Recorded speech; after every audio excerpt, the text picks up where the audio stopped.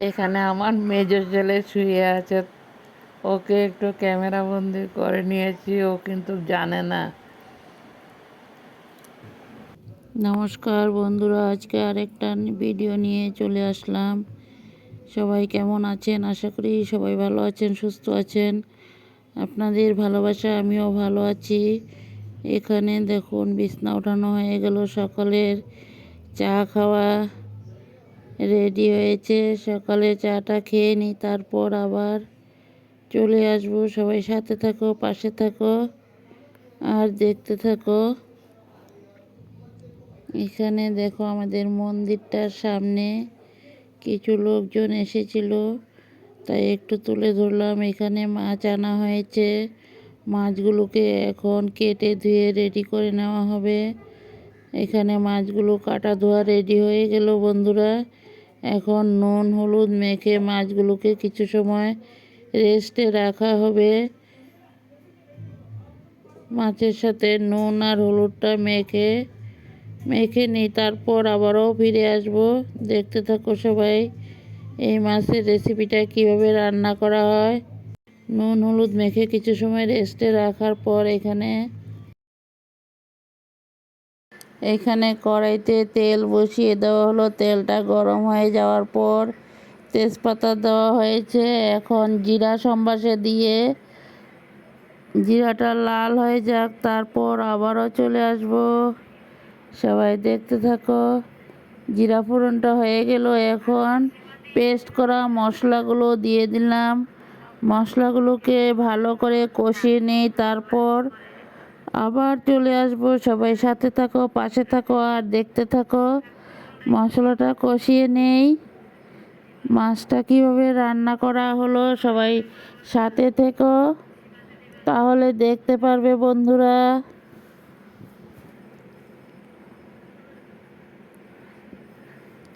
মশলাটাকে ভালো করে ভাজা ভাজা করে নেব।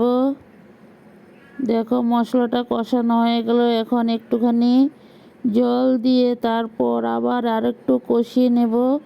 দেখতে থাকো সবাই। দুইটা কাঁচা লঙ্কা ফেলে দেওয়া হয়েছে। রান্নাটা আমার বৌমা করে নিল বন্ধুরা। দেখো এখানে কেটে রাখা টমেটোগুলোকে দেওয়া হলো। টমেটোগুলো হলো আমাদের গাছ থেকে পেড়ে আনা টমেটো দিয়ে মাছ রান্না করা হবে। আলু বেগুন টমেটো দিয়ে মাছগুলোকে রান্না করা হবে। দেখো এখানে আলুগুলো ভাজা বসানো হয়েছে। আলুগুলো ভেজে নেই, তারপর আবারও ফিরে আসব। আরও একটু ভাজা ভাজা করে নেওয়া হবে।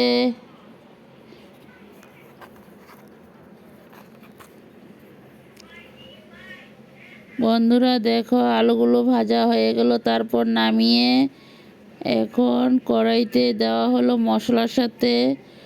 এখন মশলা দিয়ে আলুটাকে ভালো করে কষিয়ে নেওয়া হবে। আলুটাকে মশলার সাথে ঢেলে দিয়েছি। এখন ভালো করে কষিয়ে তারপর ঝোল দেওয়া হবে।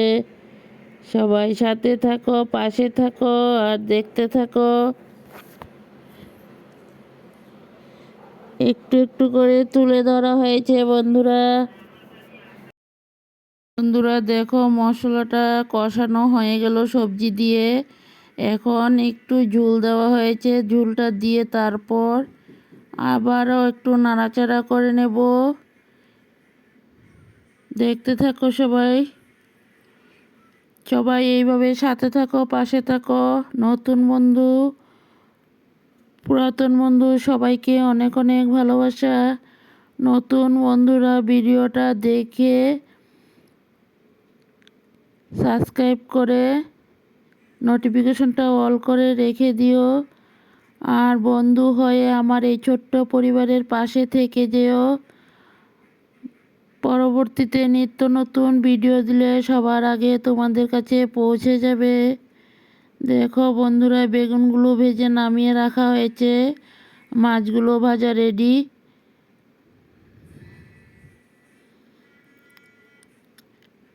এখন মাছের ঝোলটা উতরান উঠে গেল, তারপর মাছগুলোকে দেওয়া হয়েছে ঝোলের সাথে।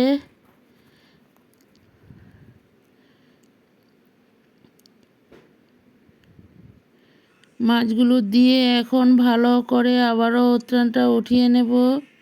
কাঁচা লঙ্কা দিয়ে রান্না করা হয়েছে, তাই তরকারির কালারটা কিন্তু একটু অন্যরকম হয়েছে। বন্ধুরা সবাই এইভাবে সাথে থাকো, পাশে থাকো আর ভিডিওগুলো দেখতে থাকো। ভিডিও যদি ভালো লাগে সবার মাঝে একটু দেখার সুযোগ করে দিও। পরবর্তীতে আরও নিত্য নতুন রেসিপি নিয়ে চলে আসব।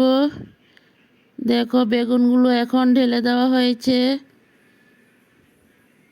বেগুনগুলো দিয়ে কিছু সময় আবারও উতরান উঠে নেব, তারপর নামিয়ে একটা পাত্রতে ঢেলে নেওয়া হয়েছে। দেখো আমার মাছের ঝোলের রেসিপিটা ফাইনাল রূপ কেমন লাগলো তোমাদের কাছে।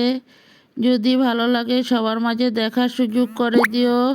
বন্ধুরা দেখো এখানে কিছু মাছের তেল আনা হয়েছে। মাছের তেলগুলো ধুয়ে রেডি করে নেওয়া হয়েছে।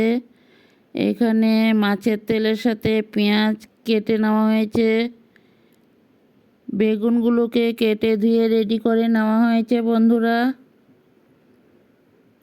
এখন মাছের তেলটাকে বসিয়ে দেওয়া হবে। এখানে কড়াইতে তেল দেওয়া হলো, বেগুনগুলো দিয়ে দিলাম। বেগুনগুলো দিয়ে এখন মাছের তেলটাকে আগে বেগুনগুলো ভেজে নেব, তারপর মাছের তেলগুলো ঢেলে দেওয়া হবে। দেখতে থাকো সবাই।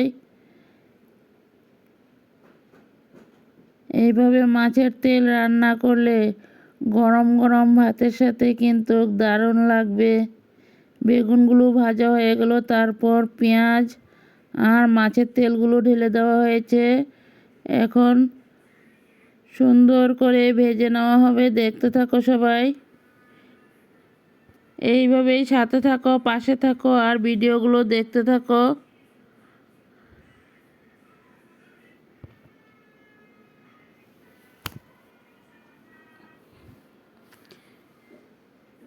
এইভাবে গরম গরম ভাতের সাথে মাছের তেল হলে এক থালা ভাত নিমিষেই শেষ হয়ে যাবে। কে কে মাছের তেল খেতে ভালোবাসো? আমার তো খুব ভালোই লাগে।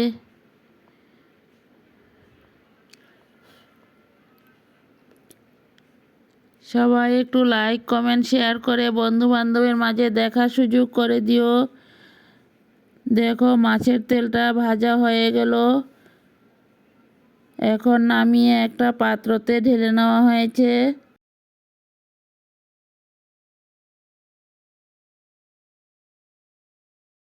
সবাই ভালো থাকো, সুস্থ থাকো। পরবর্তীতে আবারও নিত্য নতুন রেসিপি নিয়ে চলে আসবো। Tata bye.